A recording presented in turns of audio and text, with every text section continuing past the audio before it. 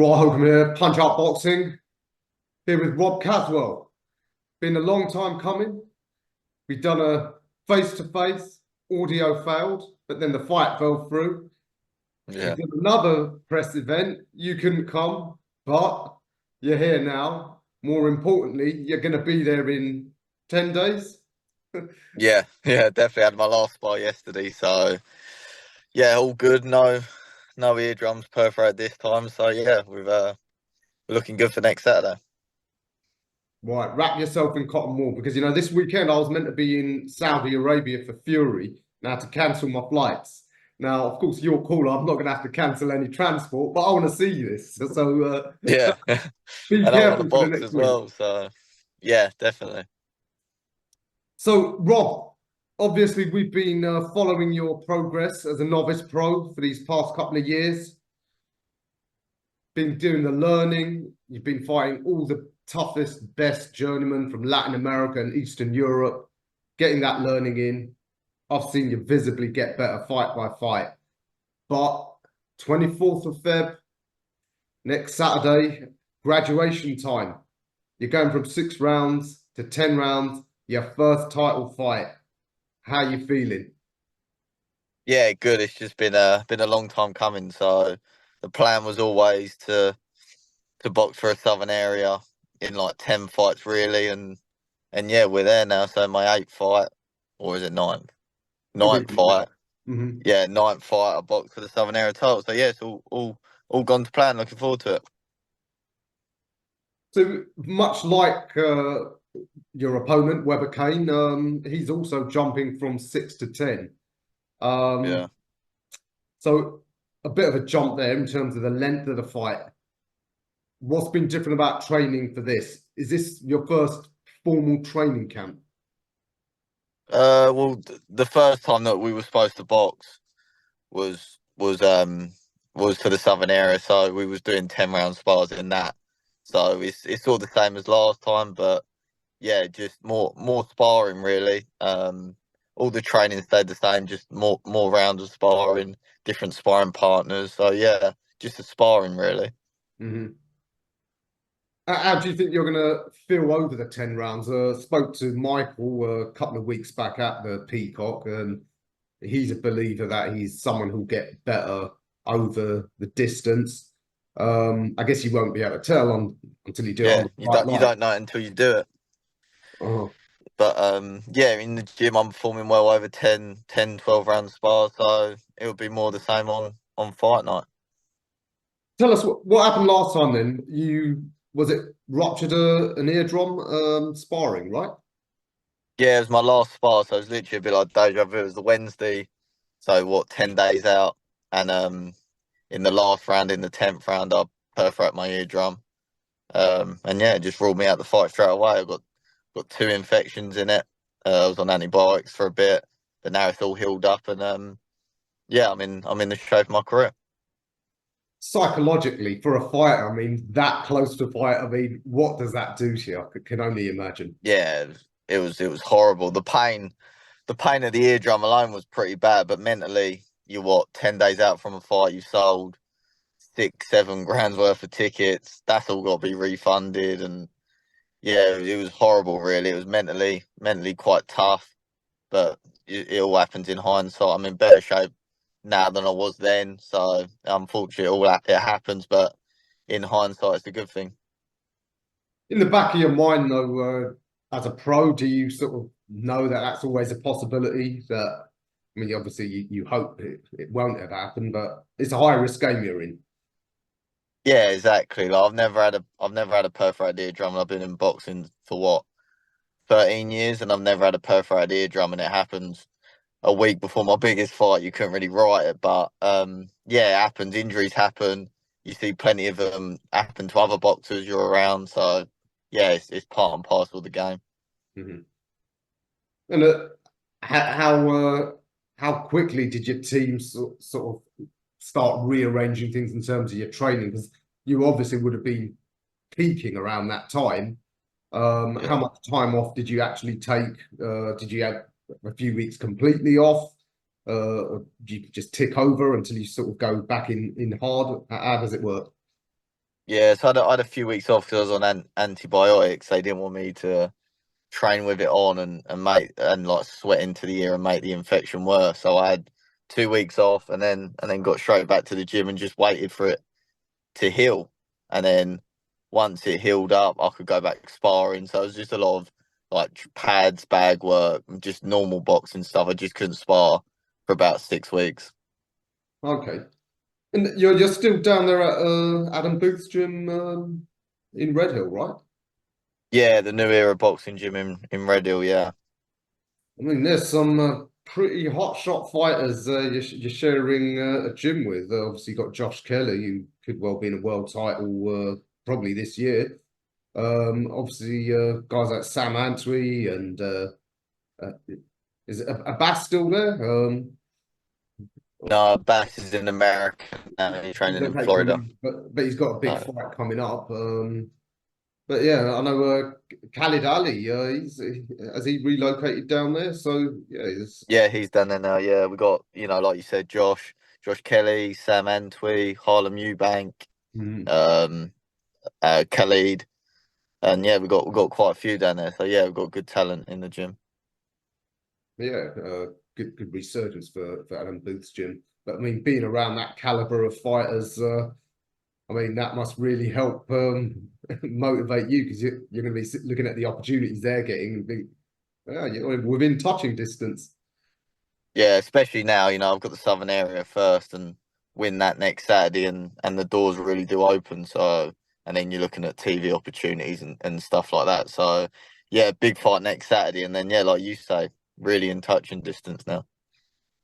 Because yeah, I mean, as you said, win the Southern Area title, then you're in the picture for things like the English title. Michael Gomez Jr. He's a bit of a name. He's the English champ. I know he's got a quite a big TV fight against Kane Gardner. Is he the sort of guy that I know you're not going to look ahead, but they are then going to be the sort of caliber of fighters you're going to have to be looking at, and you're Yeah, still. exactly. Once you win this, there's no really easy fights there on in now. You're in hard fights, you're against good opposition. And that's when I think you'll see the best of me. So, yeah, beat WEBER-KANE next Saturday, and then, like you said, the names after that will come, the Michael Gomez's and stuff like that. How would you assess this? Essentially, this is the first part of your career come to an end, i.e., the learning fights with the journeyman, getting the rounds in, all of that stuff. How's that first part of your career gone, do you think? How would Yeah, you it's assess gone. it? It's gone pretty well. I've barely dropped around. I think I've dropped one round in 8 fights. I've got 2 stoppages. The last stoppage was a good stoppage at that. So yeah, it's gone well. I've had some good learning experiences against, like you say, the tough South Americans and that, and yeah, I'm really happy with it. And now I think you'll see the best of me in fights when they're coming to win a bit more and leaving themselves open to be hit. Mm-hmm. I mean, it's naturally you're still young, obviously, and in this game, you can never stop learning, and you're probably gonna have to keep learning right to the end of your career if you want to be successful. But would you say that this initial part of your career you're settled in terms of at least what sort of style of fighter you're going to be going forward? Yeah, definitely. Like I've to be honest with you, I've done most of my learning in the gym these last 3 years. The sparring that I've had is really what has helped me become the fighter I am now. So yeah, I've got a nice style now. I can do a bit of both inside and outside, but I know when to use it and not when to use it. And I think over that longer distance, you'll see a bit more of my style come out. Because even in every fight, I've found something a little bit different. Like the last fight, it wasn't my best performance, but I boxed and moved, the box on the back foot, won every round. The fight before that, I was more aggressive. I stopped him in 2 rounds. So I've shown a little bit of everything. And I think you'll see more of the full package next Saturday. Mm-hmm. And of course, yeah, I was ringside when you got that stoppage over. Oh, I can't remember the chap's name, but that chopping, Logan Palin. that Yeah. yeah, that chopping left hook was beautiful. Yeah. Yeah, it was a Not the good sort shot. of punch associated with a tall boxer, which is, I guess, what you are primarily. Is that fair to say? Yeah, obviously I'm 5'11", super featherweight, so I'd be stupid not to use my strengths, which is a good jab, good feet. But like I say, I can box on the inside, and you saw that from a few fights back. Hmm. So on to your opponent, Michael. Obviously, it was all really polite between you. Neither of you were the type to start digging into your opponents yet. Um, Yeah, yeah. but how much of him have you seen? Obviously, he's had a few more fights than you. He's 11-0. Only one stoppage, so no indication he's a puncher. But then nowadays, I guess prospects, if you're brought on properly, you don't get knockovers. How do you assess him? Do you have you seen much of him? Yeah, we boxed on the same show at Yorkhall because we knew we were fighting each other, so we boxed on the same night.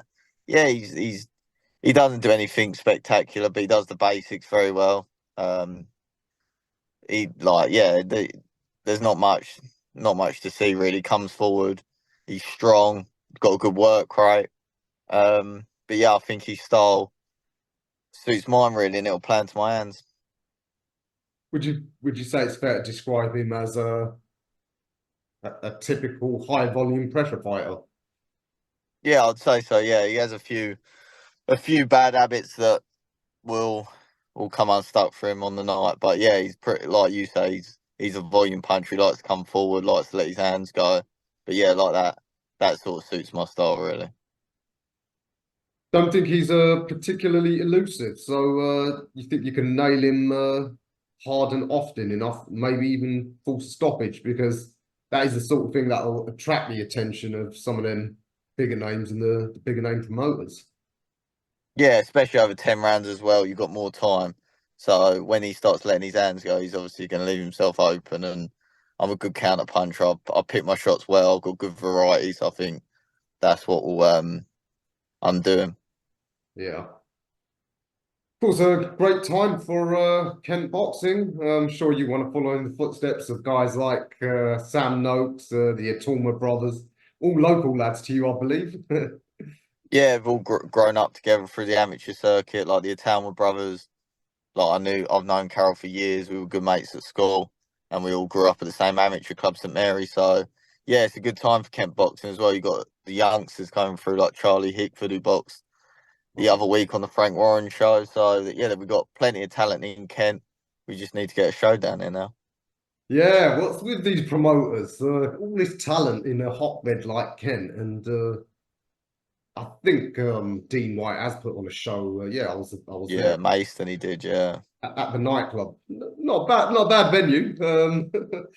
But yeah, is that the problem? Is there no suitable venue anywhere in the Medway region?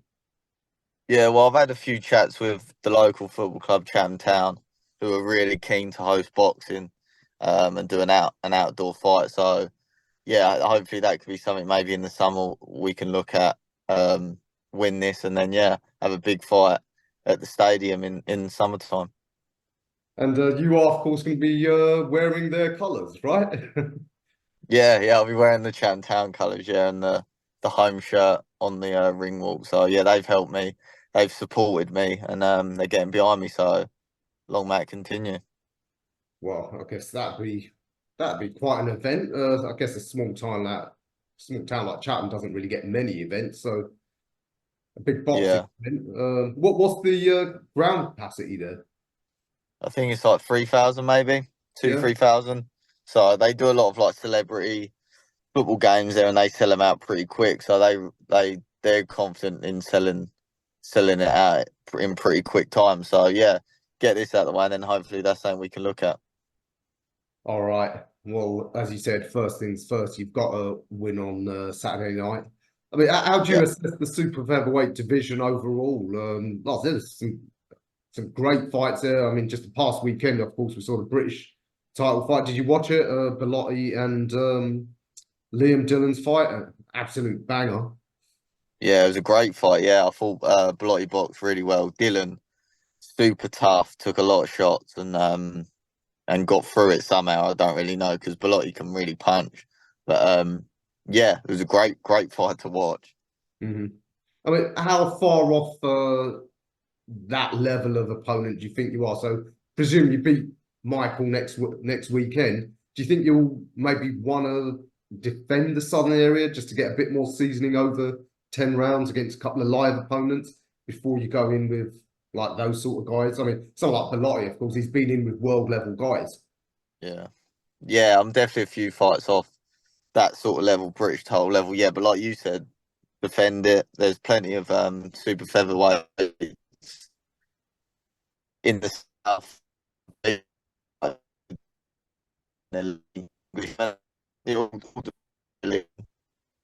Yeah, we'll just, but yeah, hopefully a couple fights like this of learning over the 10 round distance and yeah, getting pushing on for bigger titles.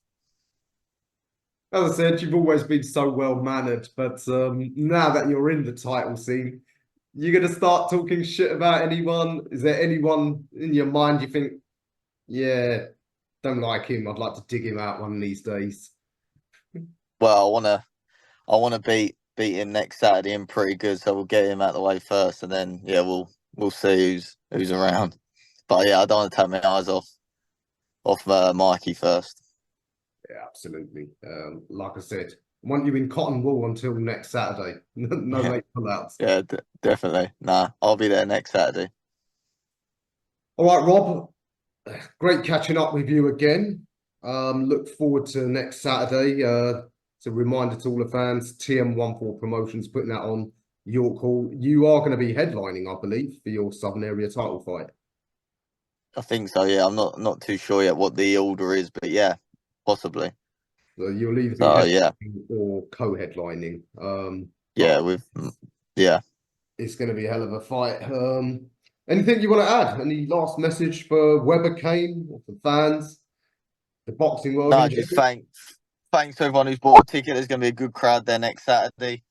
He brings a good crowd as well, so the atmosphere is going to be lively. And yeah, don't miss it next Saturday. Going to be a breakout performance for me. Yes, indeed. So, fans, tune in, and maybe we will be seeing the birth of a star in Robert Caswell. We're gonna have to think of a nickname for you, Rob. Yeah, we'll figure that one after. You can have a think. Rob, always a pleasure, and I look forward to seeing you next weekend. Cheers, mate. Thank you.